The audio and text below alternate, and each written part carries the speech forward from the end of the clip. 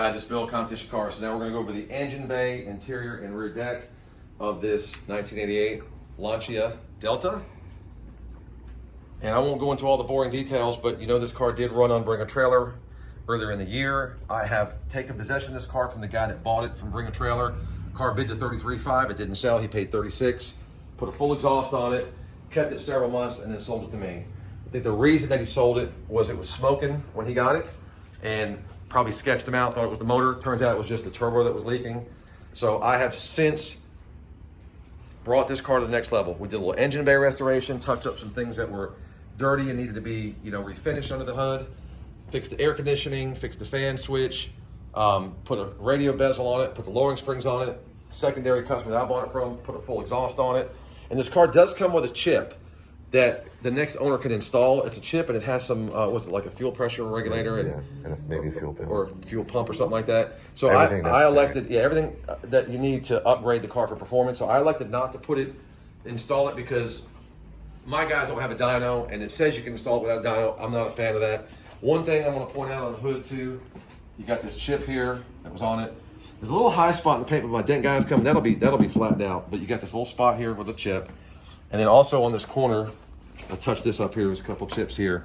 So like I said, I went around the car, did a full paint correction. Everything this car needed back in February has been done. So now this car's been taken to the next level. So engine bay looks tidy, inside looks great, air's cold, everything inside the car works.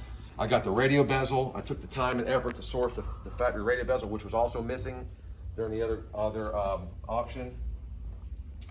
Now also, I noticed in the other auction, they called rust on the inner door jamb. This is not rust. All it was the door was rubbing and the paint came off. There is no rust there. It's solid as can be. And the other spot on the door where it's rubbing is also solid. There is no rust. That is not rust. That's just where the paint rubbed off, okay? Seats look great. Dash, door panels, everything looks good. Tons and tons of paperwork.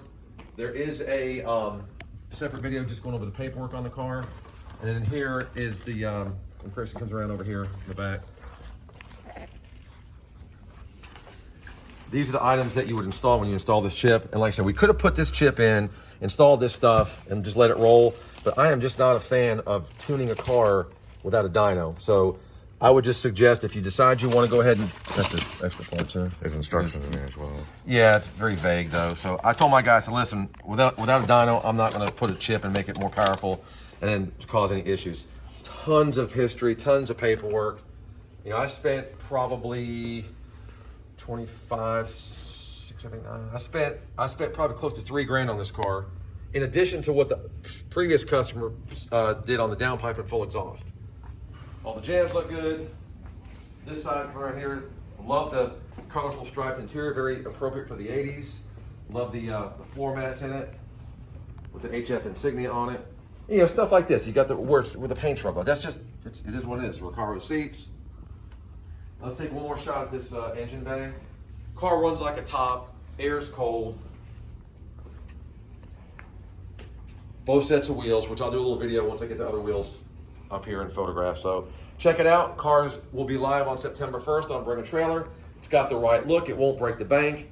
You can buy one for $100,000, $150,000 and get the little bit better version, or you can get one that looks just like it for a much, much more affordable number, and one that you can drive and actually enjoy. And like I said, with that chip, it's supposed to really pick it up, but again, I just didn't want to do an upgrade without access to a dyno. So I just let you guys know, if you just do decide to use that chip and upgrade it, go to someone that's got a dyno, so make sure your fuel and air mixtures are straight and you don't have, running too rich or too lean, because you don't want to have I've always just been a fan of doing it the right way.